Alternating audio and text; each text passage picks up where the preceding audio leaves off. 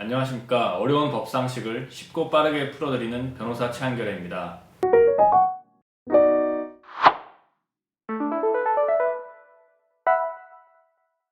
재판이 시작된 박사방 공범들이 일제히 반성문을 제출했다고 알려졌는데요. 반성문 제출이 실제로 재판 결과에 영향을 주는 겁니까? 경우에 따라 다르다면 감형이 되는 반성문과 그렇지 않은 반성문에는 어떠한 차이가 있는 건가요? 이런 질문을 주셨습니다. 기초적인 사실을 말씀드리자면 N번방 공범들 가운데 이미 6명은 재판을 받고 있습니다. 이들은 매일같이 재판부에게 반성문이나 호소문, 탄원서 이런 걸 제출하고 있는 것으로 아는데요.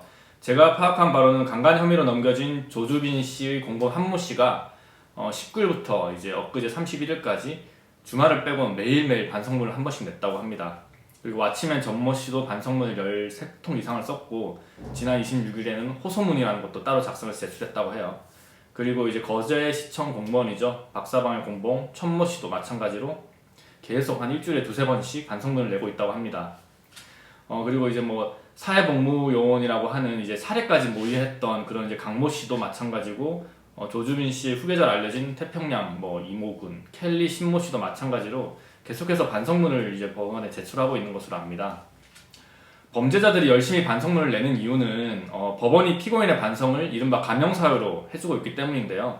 그 주문에 피고인의 진지한 반성은 판결 주문에 영향을 미칩니다. 굉장히 중요한 양형사유입니다. 반성문을 제출하지 않는 것보다 제출하는 것이 좋고 한 번 제출하는 것보다는 여러 번 이렇게 제출하는 것이 좋겠죠.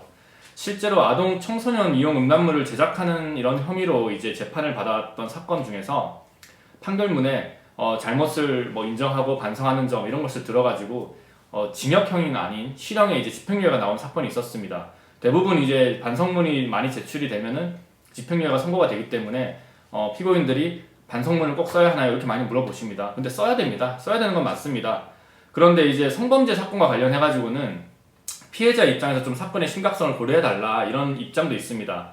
가해자들이 이제 그 깜빵에 들어가서 형식적으로 이제 쓴 반성문만 가지고 양형사유로 결정된다는 것은 타당하지 않다 이런 이제 주장들도 굉장히 많아서 최근에 이제 대법원 양형 기준표에서는 진지한 반성이라는 이런 탭은 굉장히 이렇게 밑에 가 있어요. 중요한 요소가 아닙니다. 사기 사건에 있어서는 합의, 성폭행도 피해자와의 합의 이게 제일 위에 올라가 있고 저기 밑에 반성이 있었느냐 이런 걸 보는 거거든요. 그렇기 때문에 이제 반성문을 제출한다고 해가지고 반드시 감형이 되느냐 이건 절대 아닙니다. 그리고 또 전혀 영향을 미치지 않는 경우도 있고요. 특히 그것이 잘못된 반성문이라고 하면은 더더욱 영향을 안 미칩니다. 보통 이제 반성문은 자신이 어떤 범죄를 저질렀는지 명확하게 인식을 하고 써야 되는데 그렇게 안 쓰는 피고인들이 많아요. 그리고 변명으로 가득 찬 반성문, 그리고 이제 가해자의 입장에서만 바라본 반성문은 전혀 도움이 안 됩니다. 특히 이제 많은 피고인들이 어떤 실수를 하냐면은 자신의 가족들, 자신을 기다리는 가족들을 걱정하는 그런 반성문을 씁니다. 지금도 집에서 울면서 저를 기다리시는 어머니, 아버지에게 미안한 마음일 뿐입니다. 이런 식으로 이런 얘기를 하는데 그거는 굉장히 안 좋습니다. 지양해야 될 반성문 내용이고요. 왜냐하면은 피해자의 가족들은 정말 극단적인 선택을 하는 경우도 굉장히 많습니다. 그렇기 때문에 그런 내용들이 들어가 있는 반성문은 절대 넣어서는 안 됩니다. 그래서 구체적으로 사건마다 반성문을 어떻게 써야 되는지 다르니까 무조건 변호사랑 먼저 상담을 받아보는 것이 좋겠습니다. 네.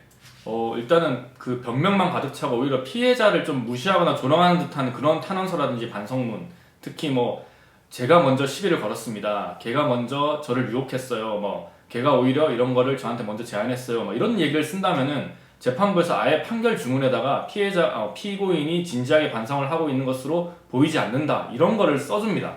써주기 때문에 혹여나 그 피고인들 중에서는 아직 배움이 많지 않은 분들도 있고 특히 이제 아직 어리다 보니까 좀 마음에 따라가지고 막 쓰는 분들이 계세요. 그런 분들은 절대 그런 반성문을 쓰면 안 됩니다.